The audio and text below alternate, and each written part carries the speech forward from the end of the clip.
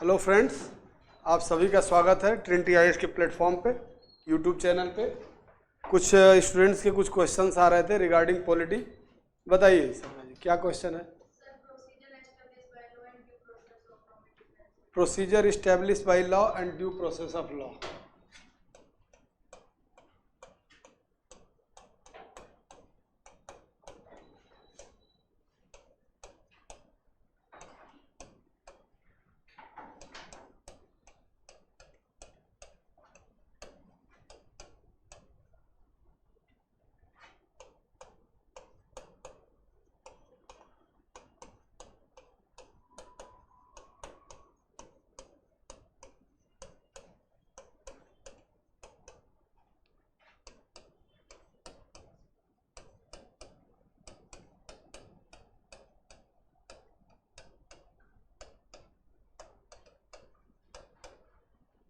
विधि की स्थापित प्रक्रिया और विधि की सम्यक प्रक्रिया, ये क्वेश्चन जुड़ा हुआ है आर्टिकल 21 से।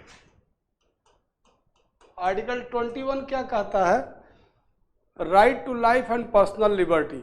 अ person shall not free from his life and personal liberty without the procedure establish by law. किसी व्यक्ति को उसके प्राण एवं दैहिक स्वतंत्रता से विधि की स्थापित प्रक्रिया के अलावा वंचित नहीं किया जा सकता।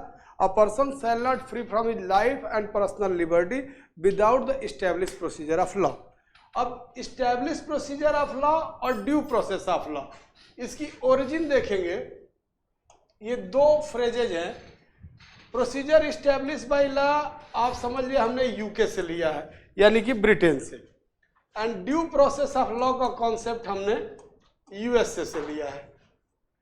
यूके और यूएसए कहने का मतलब समझिएगा, यूके में शासन का कौन सा फॉर्म प्रिवेल करता है? Parliamentary form of government.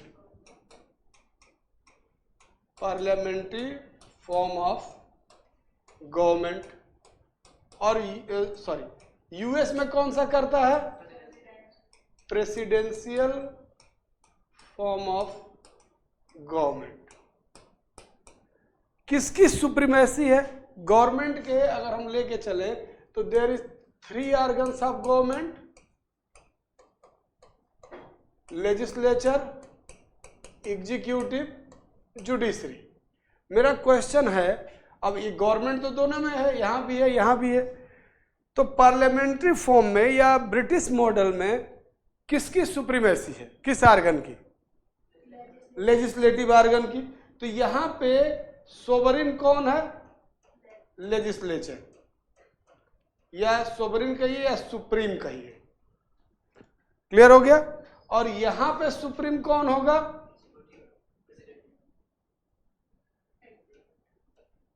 Judicial supremacy होगी। पता नहीं कहां ध्यान रहता है आप लोगों का, ये जुडिशियल सुप्रीमेसी होगी। यहीं से मीनिंग निकालिएगा। अगर सुप्रियरिटी दी गई है लेजिस्लेचर को, तो क्या फॉलो करेंगे? Procedure establish by law. और अगर उस लॉ को डिफाइन करने का पावर दिया गया है किसको? जुडिशरी को, तो क्या हो जाएगा? Due process of law. समझ में आया? यानी कि एक में लेजिस्लेचर विधि की स्थापित प्रक्रिया। चलिए एग्जाम्पल से समझते हैं, ऐसे नहीं समझ में आ रहा आप लोगों को। अजमल कसाब याद है? अजमल कसाब के साथ और भी लोग थे, 7 लोग। जैसे जैसे एनकाउंटर हुआ मार दिया गया सबको। अजमल कसाब को गिरफ्तार कर लिया गया। अगर उस समय जनता के आक्रोश को देखें, वहीं खड़े गोली मार देते, कोई पूछने वाला नहीं था। क्लियर हो गया? ये था कोई मना करने वाला था? जनता भी क्या कोई शिकायत करती? नहीं, बाकी लोग मारे भी गए। लेकिन जब अजमल कसाब अरेस्ट हो गया, उस पर मूवी भी बनी है। इतने लोगों को वो मारा था कि जब बॉम्बे का पुलिस कमिश्नर पहुंचा तो उसने उसको थप्पड़ मारे। अगर मेरे सामने 17-18 साल का एक लड़का, मुझे समझ में नहीं आता कि ये वो लड़का है जिसने मेरे शहर में इतना आतंक मचा दिया। उसको बचाना उस समय सबसे बड़ी जिम्मेदारी बन गई थी। अब क्यों बनी जिम्मेदारी समझिएगा। अ person shall not free from his life and personal liberty without the establish procedure of law. अब किसी व्यक्ति को उसके प्राण एनकाउंटर जो हुआ, मुठभेड़ हुई, उसमें कोई मार दिया गया, वो अलग बात, लेकिन जो व्यक्ति अरेस्ट हो गया और आर्टिकल 21 फंडामेंटल राइट है और मिला हुआ on the land of India everyone either they are citizen or they are aliens, चाहे वो देसी हो या विदेशी हो। बार बार पढ़ रहा हूं आर्टिकल, क्या यूज कर रहा है, person, a person shall not free from his life and personal liberty without the establish procedure of law. अब एस्टेब्लिश प्रोसीजर क्या कहता है कि कोई व्यक्ति अरेस्ट हो गया, उसको कोर्ट ले जाइए, कोर्ट विल डिसाइड। हमने कैपिटल पनिशमेंट दिया, डेथ सेंटेंस दिया, लेकिन हमको 4 साल लगा, पूरी प्रोसीडिंग्स चलाई गई, क्योंकि पूरे वर्ल्ड को हमने मैसेज दिया there is prevailing rule of law in the India and we are the follower of establish procedure of law in India. Clear हो गया? एस्टेब्लिश प्रोसीजर ऑफ लॉ का मतलब है जो कानून में लिखा है शब्दशः उसी को पालन किया जाएगा। जैसे दूसरा एग्जांपल लेते हैं, हमको किसी को डेथ सेंटेंस दे दिया कोर्ट ने, क्या टेक्निक है हमारे यहां? टू हैंग टिल डेथ, फांसी देते हैं हम। मारने के 100 तरीके हो सकते हैं, गिलोटिन कर दो, सर काट दो, जहर दे दो, गोली मार दो, लेकिन नहीं, कोई टेक्निक इस्तेमाल होती है हमारे यहां। जिसको भी मिलेगा कैपिटल पनिशमेंट हम क्या करेंगे? टू हैंग टिल डेथ, यानी कि हम फांसी के माध्यम से। एस्टैब्लिश प्रोसीजर ऑफ लॉ, कानून में हमारे यही लिखा हुआ। ड्यू प्रोसेस ऑफ लॉ क्या कहेगा? भाई फांसी बड़ा पेनफुल है, 20-25 मिनट लगता है आदमी को मरने में, कौन सा पार्ट अफेक्टेड होता है ये भी पूछा है कमीशन ने। स्पाइनल कॉर्ड टूटती है आपकी और असहनीय दर्द होता है। देखते हैं फांसी के टाइम नकाब पहना दिया था, क्यों?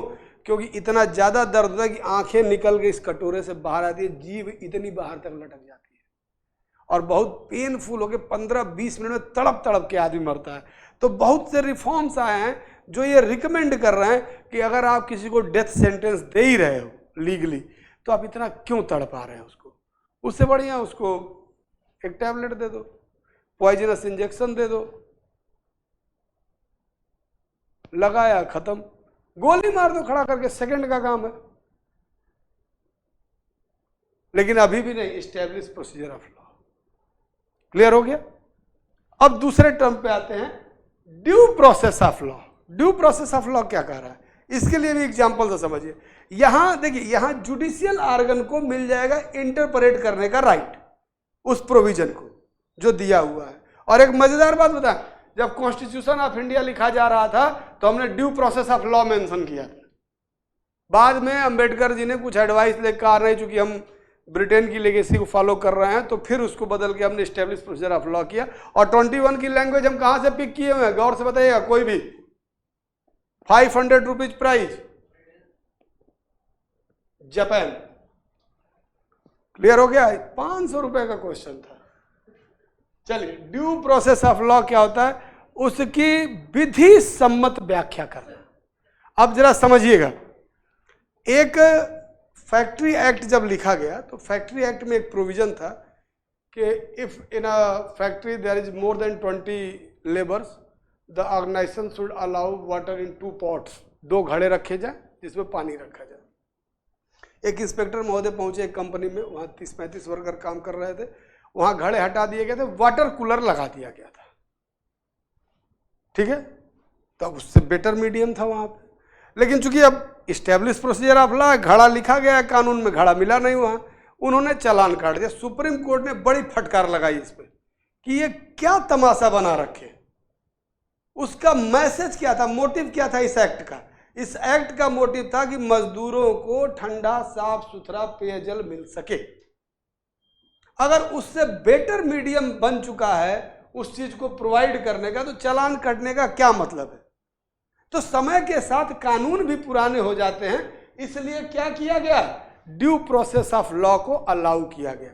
और सुप्रीम कोर्ट ने अपने डिफरेंट वर्डिक्ट्स में इसको इम्प्लिसिट माना है एस्टेब्लिश प्रोसीजर ऑफ लॉ में, यानी कि कानून की तर्क संगत और विधि संगत व्याख्या करते हुए उसे स्वीकार करना।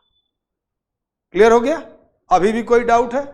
एक यूएस का वर्जन है ड्यू प्रोसेस ऑफ लॉ, एक यूके का वर्जन है। कहने का मतलब है कि जिस देश में पार्लियामेंट सुप्रीम होती है वो देश इस्टेब्लिश प्रोसीजर ऑफ लॉ को फॉलो करते हैं, जिस देश में जुडिशरी सुप्रीम होती है वो ड्यू प्रोसेस ऑफ लॉ यानी कि कानूनों की तर्कसंगत व्याख्या की जाती है।